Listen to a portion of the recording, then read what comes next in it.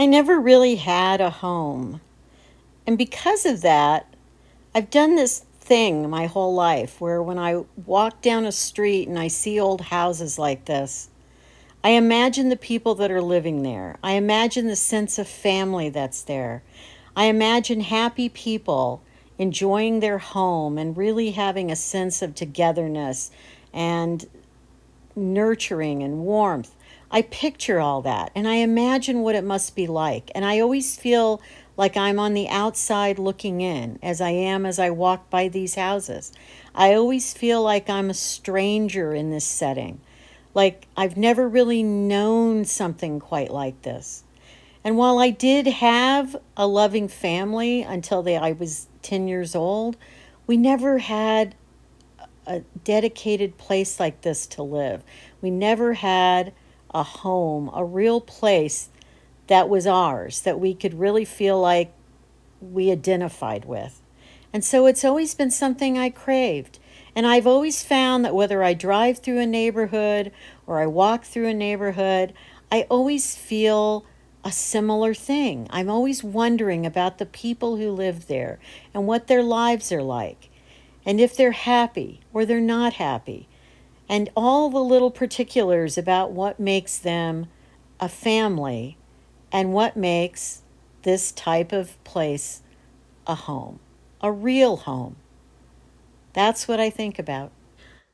Hopefully, you've had a home in your life. I mean, a real home. And I don't mean a sticks and bricks kind of thing, a house. I've had a house. I even had a mortgage on a house. That doesn't make a home.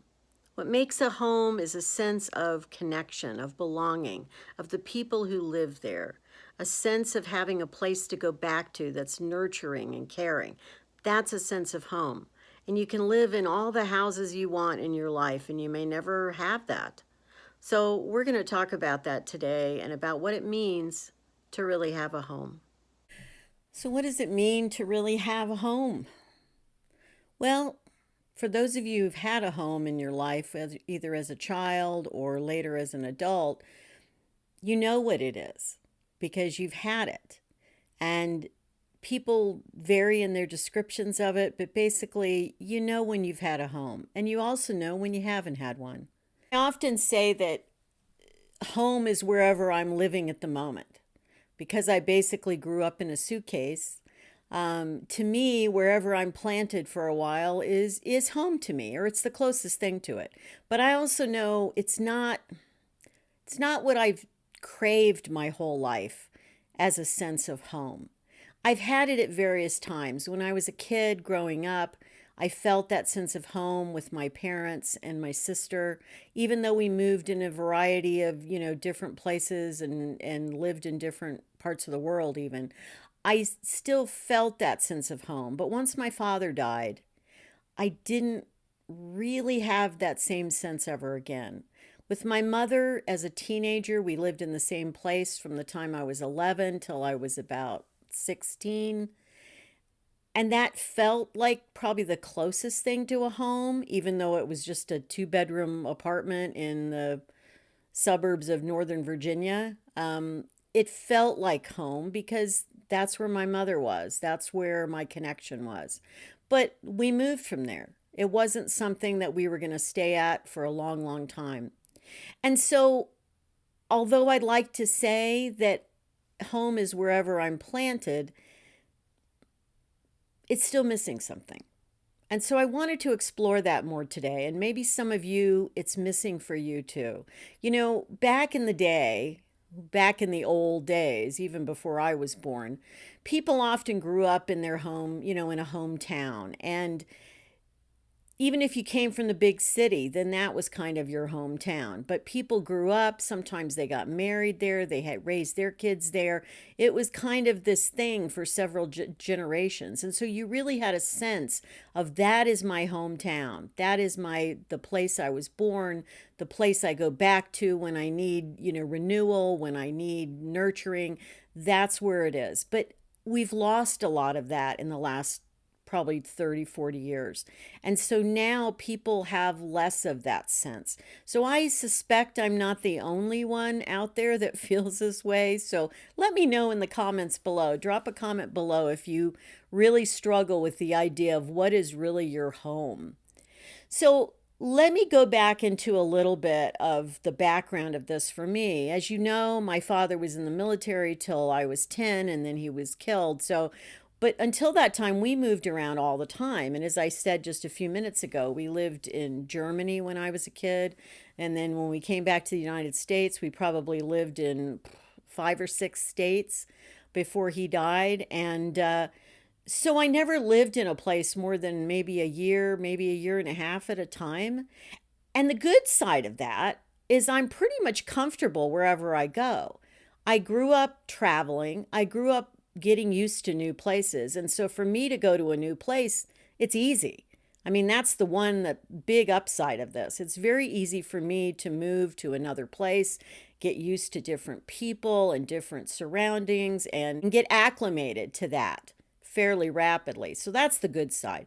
But the bad side is I really never had a sense of that kind of home. I mean, I had my family, which was a home in itself, but I never had that sense of this is the street I grew up in.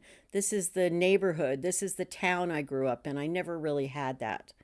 And so not having that, I've always craved it.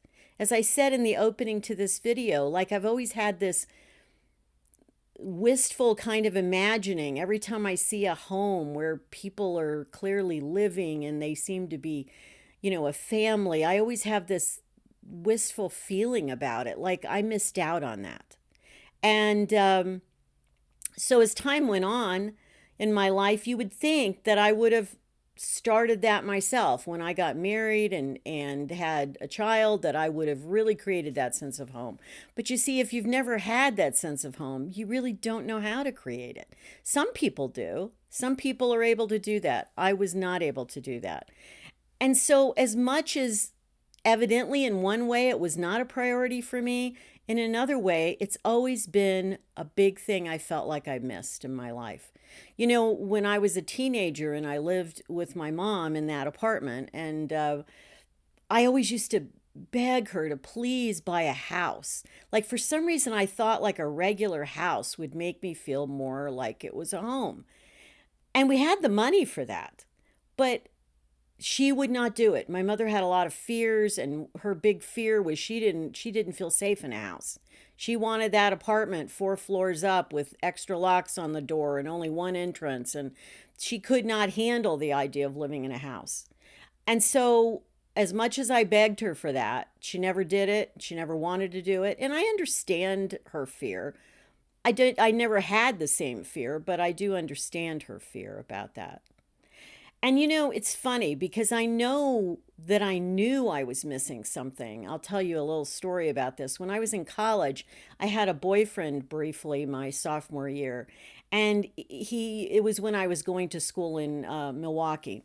And he had family that lived outside of Chicago. And he told me he wanted to take me home one weekend. We had like a 3-day weekend or whatever to meet his family, which I thought was kind of odd anyway, because we'd only been going out a couple months or something at that point. But anyway, took me home to meet his family. And I have to tell you, the minute I met them and I saw where they lived, I was overwhelmed by this sense of family. Like he had, to me, the perfect family from the outside. I mean, obviously, I didn't get to know them that well. I just met them that weekend. But they lived on some acreage. They had horses. They had this big house. I think he had 3 or 4 sisters and brothers, and they were like a family, like it was out of a Norman Rockwell painting to me. It was amazing. And I was included in everything that weekend. And we went out and we went shopping, and we went for pizza, and we went to the movies, and we watched a movie at the house, and we had popcorn, and we had special meals, and I just was in awe of this. And they really seemed to be a close-knit family, like they really loved each other and they really had a connection. And I thought, oh, That's what I want. That's what I want. I want a family like this. Of course, things did not work out with that guy, and so that was not to be his family. But the thing is, I saw it, and I knew even in that moment that that was what I had been longing for and didn't have. And so I've seen it other times in my life. I would say, though, probably most families do not really present that way. I mean, there's a lot of dysfunction out there in many, many families. So, but that kind of family where you see the closeness and the love and they like doing things together and they just there seems to be about enjoyment that it just blew my mind. It was amazing. So I know it exists. It's kind of like the to me the mythical unicorn or something like that. And it does exist and I do regret that I never had that. So, bottom line, what do you do if you never really had a home that way? What if you never had that kind of home life or that kind of family? What do you do? Well, some of you, some people go out there and they create that for themselves in their 20s and or 30s and I think that's wonderful. I do. I really wish I had been able to do that. I did not meet the right person or was not in the right marriage or whatever that I really wanted that or could have created that.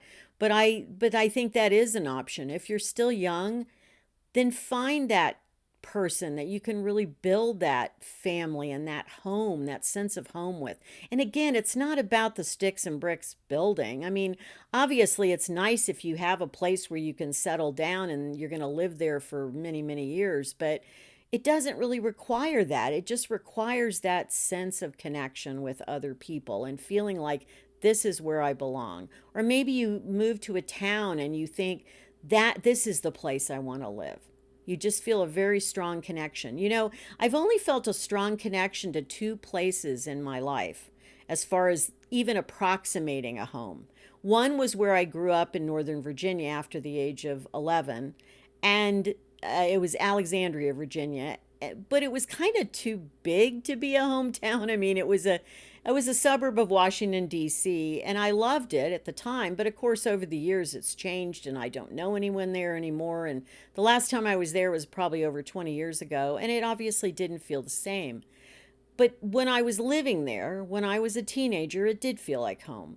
And then later on in my life, in my late 30s, I moved to Flagstaff, Arizona, which I had seen several years before I moved there. I had gone there for the first time. That place felt like home, but I only lived there for about 7 years. And I went to graduate school there. I was with my boyfriend at the time there, in fact, we had moved there together. And I loved it there. And it did feel like home for a while I was there. But those are really the only two places I've ever lived that really felt like some semblance of home. So, back to what do you do about it? Well, if you're like me, you continue to build the sense of home wherever you are. In other words, I make any place I'm living, like this little apartment that I live in now, I make it very homey. I make it very comfortable for myself. It's my little refuge, my little cocoon from the world. And you make it into that. If it's a town, I'm hoping this next place I live maybe will feel better for me as a fit of a place to live, and maybe I'll feel like that town feels at least home like for a while. So you try to build it where you can. But I do think we as humans need and crave this idea of home. It is and maybe it goes back to our origins. When before we're born, where do we come from? And when we die, where do we go to? The place I've always pictured, many people call it heaven, but I've always pictured it as home. We go home. So maybe my sense of home will have to wait till I've passed on from this one. I don't know.